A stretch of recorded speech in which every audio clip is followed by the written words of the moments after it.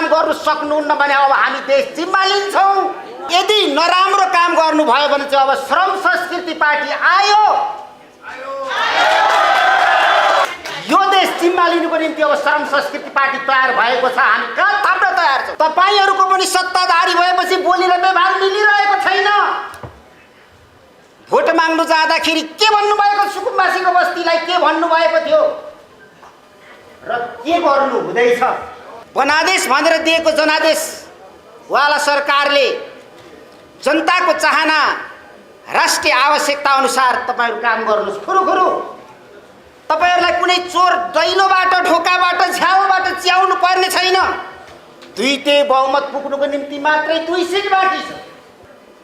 यो गाह्रो लगाउने कथा मात्रै होइन, घर बनाउने कथा मात्रै होइन। ढुङ्गा र माटोको सम्बन्ध अहिले त इँटा र सिमेन्टले पनि बनाउँछ, रड पनि लाउँछ।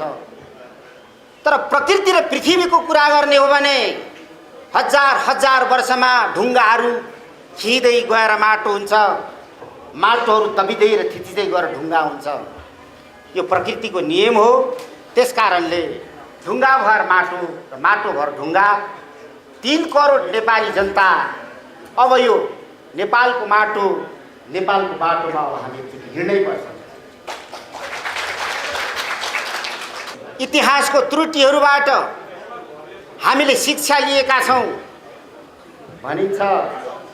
मरेर जानेहरूबाट सिकिएन भने बाँचेको मान्छेको पनि अर्थ हुँदैन। त्यसकारणले घटेको घटनाबाट शिक्षा लिँदै हामीले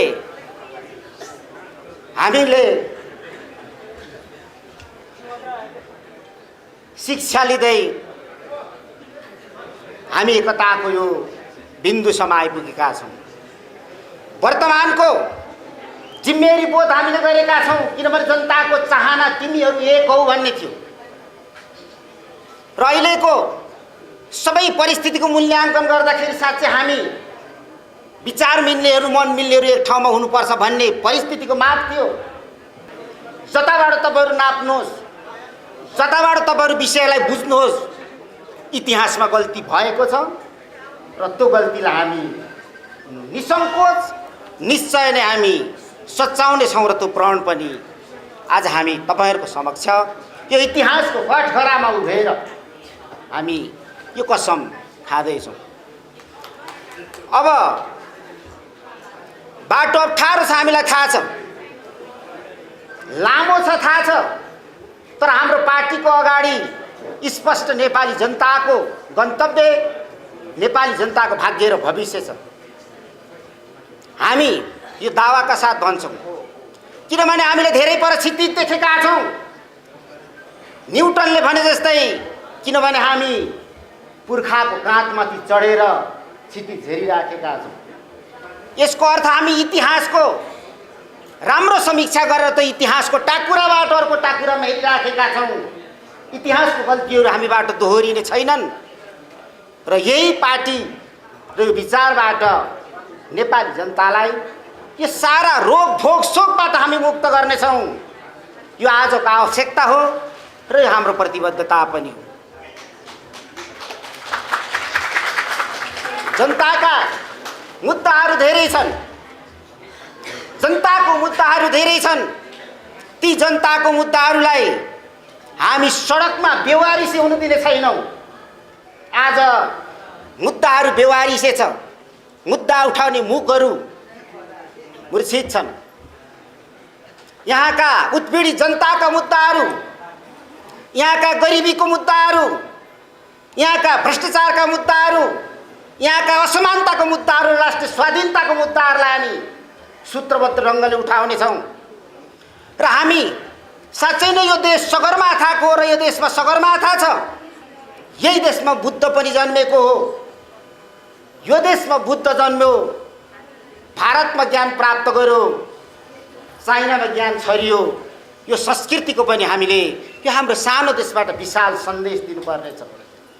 हामीले विचारको हिसाबले, हामीले व्यवहारको हिसाबले जताबाट हेर्दाखेरि पनि हामीलाई जवाफ दिनुको अर्को छुट छैन।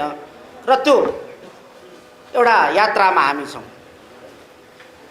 अब यो पनि हामी विनम्रताका साथ भन्छौँ, हाम्रो गीतको हाम्रो अध्यक्षले नै लेख्नु भएको रहेछ गीत। त्यो गीत मात्रै होइन, त्यो विचार हो। त्यसको एउटा मात्र अन्तरा तपाईँले सुन्नुभयो भने गाली गरेर बन्दैन। नम्रताका साथ भन्छौँ हामी, अहिलेको सत्ता सञ्चालक सत्ताधारीहरूलाई जनताले दिएको जनादेश भनेर दिएको हो।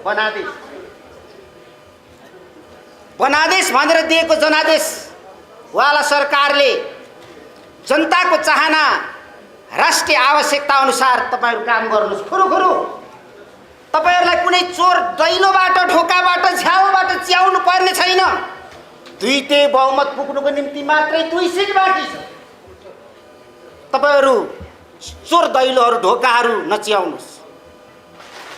देशलाई तपाईँहरूले सिस्टममा लान्छौँ भनेर, विधिमा चलाउँछौँ भनेर, राजनीतिकरण भयो भनेर तपाईँहरूले प्रश्न उठाएर आउनुभएको छ। अब तपाईँहरूले जवाब दिने ठाउँमा तपाईँहरू हुनुहुन्छ। त्यस कारणले तपाईँहरूलाई सत्ताको मात नलाग्नु। हिजो सत्ताको मात लाग्नेहरू आज किनाराकृत भएको छ इतिहासमा। त्यस कारणले त्यो इतिहासबाट तपाईँहरूले सिक्नुहोस्। तपाईँहरूले कुनै पनि जस्केलाबाट चियाउनु पर्दैन, चियाउनै पर्दैन तपाईँहरूले। र तपाईँहरूले राम्रो काम गर्नु भएन भने राम्रै गर्नुहोस्। राम्रो कामप्रति हाम्रो तपाईँहरूलाई जहिले पनि शुभेच्छा छ, सहयोग छ। तर यदि नराम्रो काम गर्नुभयो भने चाहिँ अब श्रम संस्कृति पार्टी आयो, यो देश जिम्मा लिनुको निम्ति अब श्रम संस्कृति पार्टी तयार भएको छ। हामी कहाँ थाप्न तयार छौँ।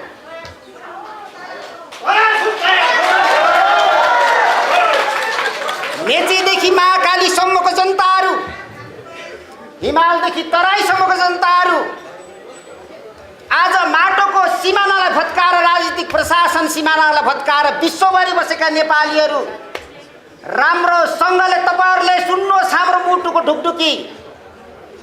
तपाईँहरूले राम्रो काम गर्नु सक्नुहुन्न भने अब हामी देश जिम्मा लिन्छौँ। ढुक्कसँगले तपाईँहरू बस्नुहोस्।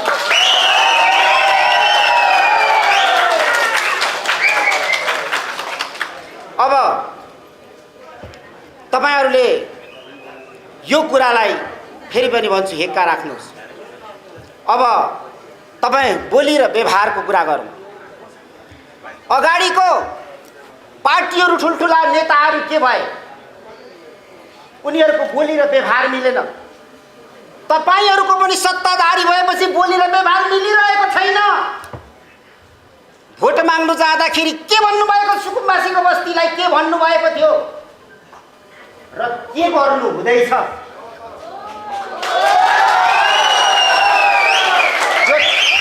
3 करोड नेपाली जनताको प्रश्न हो। 3 करोड नेपाली जनताको प्रश्न यही हो। तपाईँ के गर्नु हुँदैछ र तपाईँको वाचा पत्रमा के लेख्नु भएको थियो? के बुझौँ कि तपाईँको वाचा पत्र खोस्टा हो? बुझौँ कि तपाईँको वाचा पत्र नेपाली जनताको आँखामा छारो हाल्ने?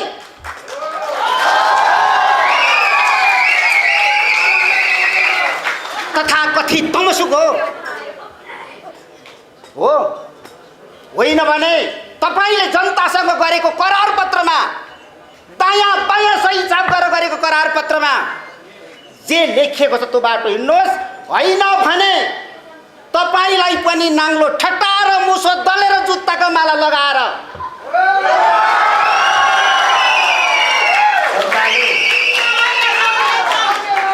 सिमाना कटाउने दिन नआओस्। जनताको मनमुटुको सिमाना तपाईँहरूले नागिसक्नुभयो। फेरि माटोको सिमाना तपाईँहरूले काट्नु नपरोस्। यो चेतावनी पनि यो एकता समारोहबाट म गर्न चाहन्छु। पुरानोले के गरे?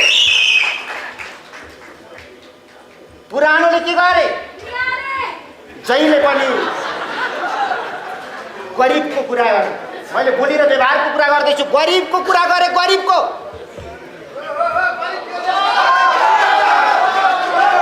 गरिबलाई भोट ब्याङ्क बनाए।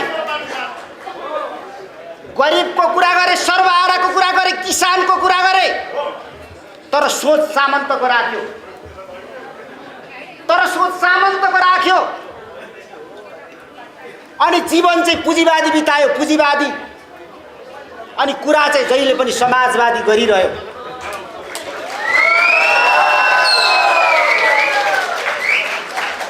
मुद्दा उठाउने किसानको, मुद्दा उठाउने सुकुम्बासीको, मुद्दा उठाउने सर्वहाराको, मजदुरको, तर सोच्ने सामन्तीको, व्यवहार जीवन बिताउने पुँजीवादको र कुरा गर्ने समाजवादको यही कुरा नमिलेर ती पार्टीहरूलाई हामीले पनि मसान घाटमा छोडेर हिँड्नु पर्यो।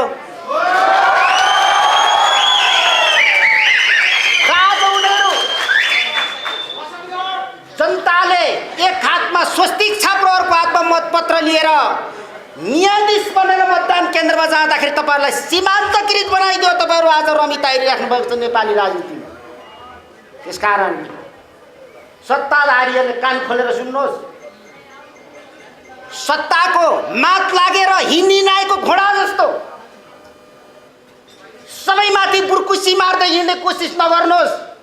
जनताभन्दा माथि कोही पनि छैन। ढुङ्गा र माटोको देश हुँदैन। जनता, मान्छे, समाज सहितको देश हुन्छ। त्यो समाजमा संस्कृति हुन्छ, मूल्य हुन्छ, मान्यता हुन्छ, सोच हुन्छ, उसको आफ्नो आवश्यकता हुन्छ।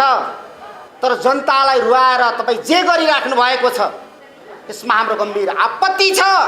खारेज योग्य छ तपाईँको कार्यक्रम र हामी सधैँ सडकबाट पनि संसदबाट पनि प्रतिवाद गर्नेछौँ, प्रश्न गर्नेछौँ।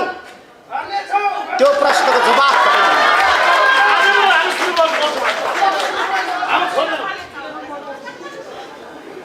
त्यसकारणले फेरि पनि म दोहोऱ्याउँछु कि अन्याय, असमानता, विभेद, भ्रष्टाचार, राष्ट्रिय स्वाधीनता, भ्रष्टाचार रहित देश, राष्ट्रिय स्वाधीनता सहितको देश हामी निर्माण गर्न चाहन्छौँ। हाम्रो पार्टी नेपालकै बाटो, अघि पनि मैले भने नेपालकै माटो। हिजो एकताको अन्तिम क्षणमा अध्यक्षले अलिकति बोल्नु भएको थियो, विदेशी मात्रै भयो फोटोकपी। मलाई पत्रकारहरूले बाहिर घेरा हालेर सोध्नु भयो तपाईँहरूले हर्कबात मानेको हो? हर्कबातमा राष्ट्रघाट छ र? मैले के हर्कबातमा भ्रष्टाचार पनि लुकेको छ?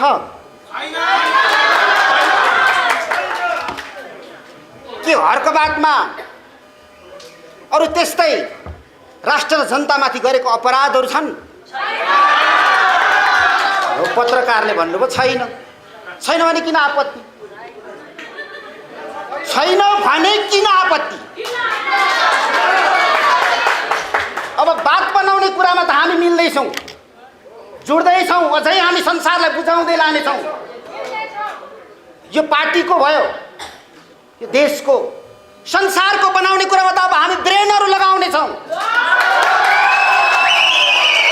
बुद्धिहरू लगाउनेछौँ, हाम्रा कर्मबाट प्रमाणित गर्नेछौँ। भयो भने भयो, भएन भने हामीले कोसिस गरेको थियौँ भन्नु त पाइन्छ नि त।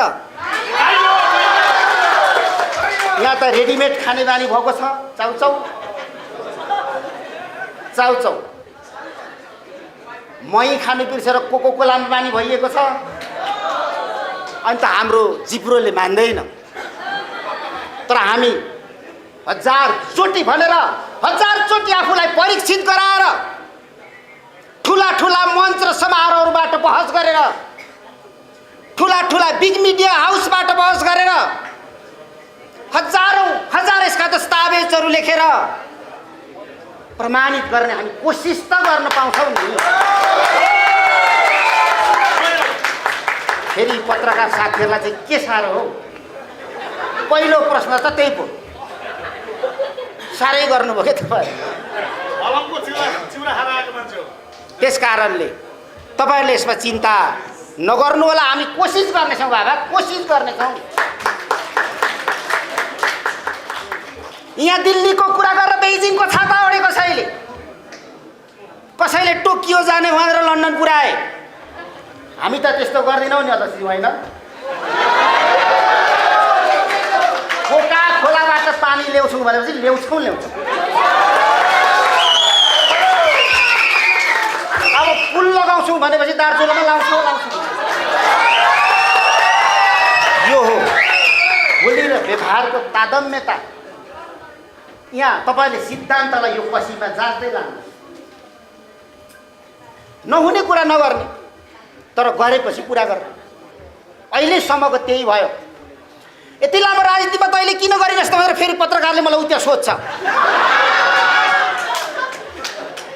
म त्यतिखेर बसको पनि पछाडि मुढाको सिटमा थिएँ। ए बस्दा गल्ती बाटोमा जाँदैछ भन्दाखेरि मेरो कुरा सुन्थेन। पाँच माउत पिच्च थुक्छ गाडी हाँक्थ्यो। आज त म को पाइलटको रूपमा पुगेँ नि त अगाडि। नजिकै बस्छु, अध्यक्षले उडाको हेर्छु, भएन भने यसो पो होला भन्छु, होइन यसो पो होला भन्नुहुन्छ उहाँले। अनि गन्तव्यमा पुग्ने हो नि। मुडाको यात्रा थियो, के गर्नु, केही थिएन क्या। हामी एउटा त्यहाँको कारिन्दा थियौँ, केही छैन। यस्तो यतातिर पनि नजाउँ, लामो हुन्छ। अब यहाँहरूलाई भनौँ कि प्रकृति, संस्कृति र प्रवृत्ति,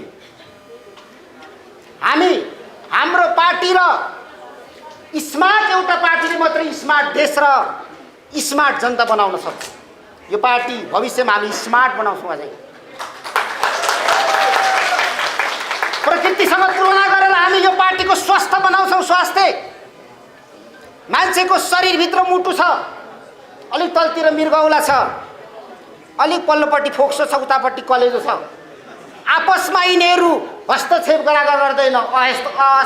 हस्तक्षेपकारी हुन्छ उनीहरूको नीति, तर सहकारी हुन्छ, सहअस्तित्व हुन्छ, सन्तुलन पनि हुन्छ र त एउटा स्वस्थ मान्छे हुन्छ। आजभन्दा अगाडिको पार्टीहरूमा हस्तक्षेपकारी नीति भयो, कार्यकर्ताको कुरा सुनिएन। मेरै पार्टी मैले छोडेर हिँड्ने बेलामा अध्यक्षज्यू म 2 मिनट बोल्छु न प्लिज भनेको, मिडियाले त थुप्रै कभर बनायो, तर 2 मिनट मैले बोल्नु नपाएपछि पार्टी छोड्ने सिलसिलामा त्यो घटना पनि थपियो। त्यस्तो स्थितिमा हामी थियौँ। हस्तक्षेपकारी पार्टीको सङ्गठन र संरचना र देशको पनि यो पुरानो अहिलेको सत्ताधारी पार्टीहरूले किन हस्तक्षेप गर्दैछ? यो अप्राकृतिक छ। हिजो त दिन दहाडै जस्केलोबाट छिर्दैछ त भन्दै थियो, खोस्टा बोकेर आएर त न्यायालयमाथि पो हस्तक्षेप गर्छ। महिला, एउटा महिला प्रधान न्यायाधीश बन्दै थियो पहिलो वरियताको, चौथो लिएर पुरानो भन्दा के फरक भयो? के फरक? यसको उत्तर चाहियो। अब सपना प्रधान मल्लप्रति मेरो सहानुभूति छ, सम्मान पनि छ। हामी संविधान सभासँगै काम पनि गरेका थियौँ। कुनै पार्टीबाट प्रतिनिधि भएर प्रतिनिधित्व गर भन्दै पार्टीको ट्याग लागु होला एमाले, तर केपी ओलीले संसद विघटन गर्दा त केपी ओलीको विपक्षमै फैसला गर्ने मान्छे हो त सपना प्रधान मल्ल। को कहाँ थियो भन्दा पनि उसले आफ्नो जीवनमा के गर्यो भन्ने कुरा महत्त्वपूर्ण कुरा हुन्छ। त्यस कारणले खबरदार, हस्तक्षेपकारी सरकार, तिमी आफैमा अलोकतान्त्रिक छौ, तिमी आफैमा तानाशाह छौ, तिमीलाई आज नाजीवादको घोडाले हिँडिनाएर कुदाइरहेको छ। त्यो सपना कृपया नजगाऊ। नाजीवाद र फाँसीवाद त चियानमा पुरिसक्यो, कहिले पनि ननिक्लिने गरी खरानी भएर उडिसक्यो। 21औं शताब्दीमा नाजीवादको भूत चढाएर भूत सवार गरेर तपाईँ आउनु खोज्नुभयो भने तपाईँको हालत पनि हाम्रो त माटो चिन्न माटैमा जाला। त्यो जनताले बनाउँछ, हामीले बनाउनु पर्दैन। अब अलिक लामो भयो, म छोटाएँ, सकेँ। यो एउटा व्यक्ति विशेष र संस्था विशेषको कुरा होइन, आम प्रवृत्तिको कुरा गर्नु होइन। सुन चोरे पो लिएर सुनै लगाइदिन्छ त, फलान चोरेले के लगाइदिन्छ? श्रीमान र श्रीमतीले आकाशको तारा साँची राखेर पानीमा औला चोभेर नारायण गोपालले भन्नुहुन्छ तिमी बेगर त म बाँच्दिनँ भनेर लगाएको गरेको सन्धिहरू तोड्छ। श्रीमान र श्रीमतीले बाबुआमालाई हामीले घाटमा छोडेर आउनुपर्छ जन्म दिने बाबुआमालाई यो पार्टी हो। यो त पछि आफ्नो चेतना पलाइसकेपछि समाजको अन्तर्विरुद्ध लागेको पार्टी हो बाबा, पार्टी हो, यो धर्म होइन।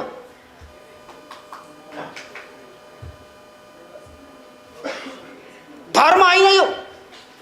जसले एउटै पार्टीमा मुद्दा बोक्दै पनि बसिराख्नुपर्छ भन्छ त्यो चाहिँ धार्मिक हो, धार्मिक मान्छेहरू। त्यसकारणले यो धर्म होइन, यो पार्टी हो। जुन पार्टीले विचार बोक्छ, जुन पार्टीलाई रूपान्तरण गर्न सकिन्छ र लक्ष्यमा पुग्न सक्छ त्यो पार्टीमा लाग्ने। यसको अर्थ हामी सम्पूर्ण रूपले पूर्ण छौँ भनेर हामी घमण्ड नगरौँ, अपूर्ण छौँ तर हामी रूपान्तरित हुने दिशामा छौँ, उड्ने हामी हुटुटीमा छौँ। परिवर्तन गर्नुपर्छ भन्ने सपना आँखामा जगाएर हिँडेका छौँ, त्यहाँ त सपना पनि मरिसक्यो।